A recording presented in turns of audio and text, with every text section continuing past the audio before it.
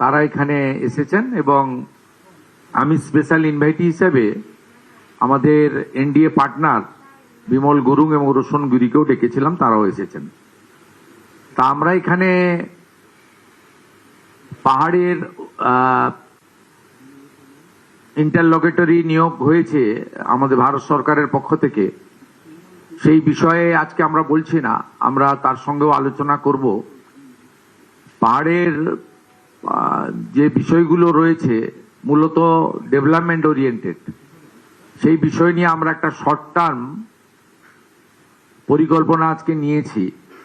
সেই পরিকল্পনার অন্তর্গত আমাদের যে 4টি পুরসভা রয়েছে তার মধ্যে দার্জিলিংয়ে ইলেকটেড বডি রয়েছে, বাকি 3টেতে আমাদের প্রশাসক হিসেবে পলিটিক্যাল লোকেরা ছিল, সেখানে আমরা মহকুমা শাসকদের প্রশাসক হিসেবে দায়িত্বভার অর্পণ করেছি। আমরা চাই পাহাড়ের মানুষ তাদের যে নাগরিক পরিষেবা এবং উন্নয়নের যে অধিকার সেটা তারা পাক।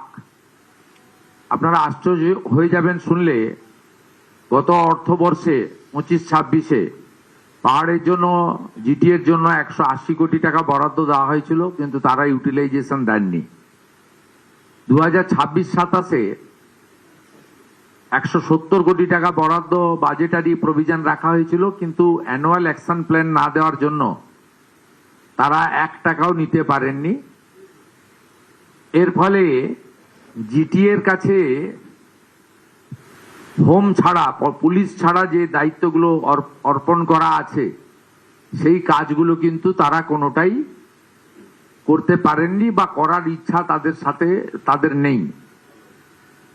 আমরা দ্রুততার সঙ্গে GTA principal secretary Shama Parveen মহোদয়াকে আমরা বলেছি যে স্থানীয় সাংসদ বিধায়কদের সঙ্গে পরামর্শ করে এবং যেগুলো প্রয়োজন রয়েছে স্কিমগুলো দ্রুততার সঙ্গে পাঠানোর জন্য। আমরা মিউনিসিপ্যাল অ্যাফেয়ার্সের সেক্রেটারিকে বলেছি যে মিউনিসিপ্যালিটিগুলোতে আমাদের যে বেসিক মিনিমাম এমিনিটিস অর্থাৎ drinking water, road, health system, education এবং স্ট্রিট লাইট থেকে শুরু করে, পার্কিং থেকে শুরু করে, বাস স্ট্যান্ড থেকে শুরু করে আমাদের অন্যান্য যা রয়েছে টুরিস্ট স্পটেস, টুরিস্ট এমিনিটিস, এই বিষয়গুলো পুলিশ এবং অন্যান্য ডিপার্টমেন্টের সঙ্গে কোঅর্ডিনেশন করে ইমিডিয়েট করতে। আমাদের উত্তরবঙ্গে প্রায় 25টা মতো বড় চা বাগান দীর্ঘদিন ধরে বন্ধ আছে। এর ফলে হাজার হাজার চা শ্রমিক বেকার হয়ে আছে। আমাদের মাননীয় প্রধানমন্ত্রী 2021-এর বাজেটে চা শ্রমিকদের জন্য স্পেশাল প্যাকেজ দিয়েছিলেন 1000 কোটি টাকার। সেই প্যাকেজ অনুযায়ী রাজ্য সরকারের কিছু ভূমিকা ছিল, কমিটি বানাতে হতো, তারা সেটা বানাননি। এর ফলে আমাদের উত্তরবঙ্গ চা বাগান এলাকা বঞ্চিত হয়েছে। ইতিমধ্যে আসাম সরকার এই কর্মসূচির সুযোগ নিয়ে তারা 370 কোটি টাকার কাজ করেছেন, কিন্তু আমাদের গত সরকার বন্ধ চা বাগানের শ্রমিকদের প্রতি উদাসীন ছিলেন, যেহেতু তারা তাদের ভোট দিতেন না, তাই তারা এই সুযোগটা নেননি।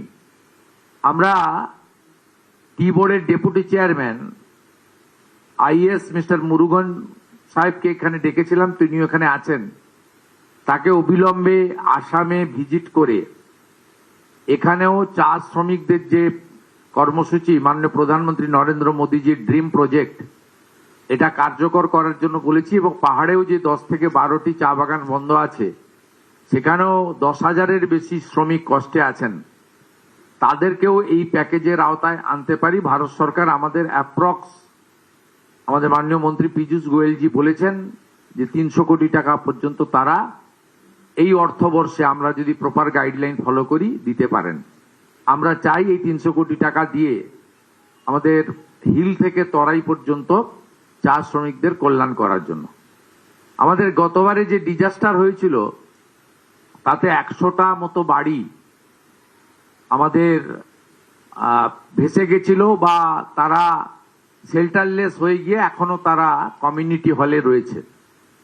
সেই বাড়িগুলোর জন্য জায়গা ইতিমধ্যে জেলা প্রশাসন বরাদ্দ করেছেন, কিন্তু বিগত সরকার অর্থ দেননি। 10টা বাড়ি মাননীয় সাংসদ রাজু বিস্তার উদ্যোগে কিছু সিএসআর কর্মসূচি থেকে তাই তিনি করতে পেরেছেন তার ব্যক্তিগত উদ্যোগে। বাকি 90টা বাড়ির জন্য আমরা আজকে 3 লক্ষ টাকা করে এখানে বরাদ্দ করলাম। জেলা শাসক মহোদয়া দ্রুততার সঙ্গে এই বাড়িগুলো নির্মাণ করবেন এবং স্থানীয় বিধায়ক ভরত ছেত্রী তিনি এই বিষয়টা উত্থাপন করেছেন, সেটা আমরা আজকে এখানে সিদ্ধান্ত নিয়েছি। এর বাইরেও বেশ কিছু অভিযোগ আমাদের আছে জিটিএ নিয়ে। একটা হচ্ছে টিচার রিক্রুটমেন্ট স্ক্যাম। সেই টিচার রিক্রুটমেন্ট স্ক্যামে প্রায় 400-র বেশি টিচারকে অবৈধভাবে নিয়োগ করা হয়েছিল। কলকাতা হাইকোর্টে মামলা ছিল এবং সেখানে সিবিআই ইনভেস্টিগেশনের অর্ডার হয়েছিল। তদানীন্তন রাজ্য সরকার সুপ্রিম কোর্টে গিয়ে এই মামলায় স্থগিতাদেশ দিয়ে রেখেছেন। আমি মাননীয় সিএস মনোজ আগরওয়ালজিকে বলেছি যে আমরা এই মামলা থেকে এক্সিট করে যাব, রাজ্য সরকার বেরিয়ে আসবে, তাহলে স্টেট গভর্নমেন্ট হাইকোর্টের যে অর্ডার সিবিআই ইনভেস্টিগেশন সেটা চালু হয়ে যাবে এবং এর সঙ্গে যারা যুক্ত তাদের সিবিআই ইনভেস্টিগেশন করে তাদের আইন অনুযায়ী ব্যবস্থা নিতে পারবে, কোর্ট অর্ডার অনুযায়ী। এটা আমাদের 1 নম্বর সিদ্ধান্ত রিগার্ডিং করাপশন। সেকেন্ড হচ্ছে এখানে গোর্খা জনমুক্তি মোর্চার পক্ষ থেকে আমাদের অমৃত প্রকল্পে প্রায় 1200 কোটি টাকার ওখানে জল কানেকশন নিয়ে একটা অভিযোগ দিয়েছেন, আর জিটিএর জেনারেল কিছু দুর্নীতি নিয়ে অভিযোগ দিয়েছেন। একটা সিএস এর মাধ্যমে হোম সেক্রেটারিকে আমরা বলেছি একটি স্পেশাল ইনকোয়ারি টিম পাঠাতে, 7 দিনের মধ্যে রিপোর্ট আমার টেবিলে আসবে। আরেকটা সিএস এর মাধ্যমে আমি মিউনিসিপ্যাল অ্যাফেয়ার্স এর সেক্রেটারিকে ডাইরেকশন দিয়েছি, তিনিও 7 দিনের মধ্যে অমৃত প্রকল্পে যে দুর্নীতি হয়েছে সেটা জানাবেন। আপাতত যে এজেন্সি কাজ করেছে তাকে যতক্ষণ না ইনভেস্টিগেশন কমপ্লিট হয় ব্ল্যাক লিস্টেড করার জন্য আমরা আজকে এমইডি সেক্রেটারিকে আমরা ডাইরেক্ট করলাম এবং তিনি পিএইচই কেও জানিয়ে দেবেন যাতে যতক্ষণ না ইনভেস্টিগেশন কমপ্লিট হচ্ছে এই এজেন্সি ব্ল্যাক লিস্টেড থাকবে। এর সাথে সাথে আসন্ন বর্ষার মরশুমে প্রি মনসুনের যে কাজগুলো গুরুত্ব দিয়ে করা যায় তার কথা বলা হয়েছে এবং কালিম্পংয়ে একটি মেডিকেল কলেজের জন্য ডিএম ম্যাডাম জায়গা ইয়ারমার্ক করবেন, বিধায়ক সাংসদের পরামর্শ নিয়ে একটি ডিপিআর বানিয়ে দ্রুত পাঠালে ভারত সরকারের যে কর্মসূচি রয়েছে কস্ট রেশিও সিস্টেমে, সেই সিস্টেমে আমাদের যে 4টি জেলাতে এখনো মেডিকেল কলেজ হয়নি তার মধ্যে কালিম্পংয়েও আমরা একটি মেডিকেল কলেজ করতে চলেছি। আমি 3 জন বিধায়ককে পরামর্শ দিয়েছি অবিলম্বে এডুকেশনাল ইনস্টিটিউশন, ট্যুরিস্ট শেল্টার এবং আমাদের হসপিটালগুলো আপনারা ভিজিট করুন। যেখানে যেখানে যেগুলো দরকার, বিশেষ করে হেলথ সেক্টরে ডক্টরস থেকে শুরু করে সিনিয়র নার্স, জুনিয়র নার্স থেকে শুরু করে হেলথ মডার্ন ইকুইপমেন্টস যেগুলো আমরা এক্ষুনি দিয়ে দিতে পারি উইদিন ফর্টনাইট, তার জন্য তালিকা তৈরি করে তারা থ্রু ডিস্ট্রিক্ট ম্যাজিস্ট্রেট হেলথ ডিপার্টমেন্টে পাঠাবেন, সেটাও আমরা করব।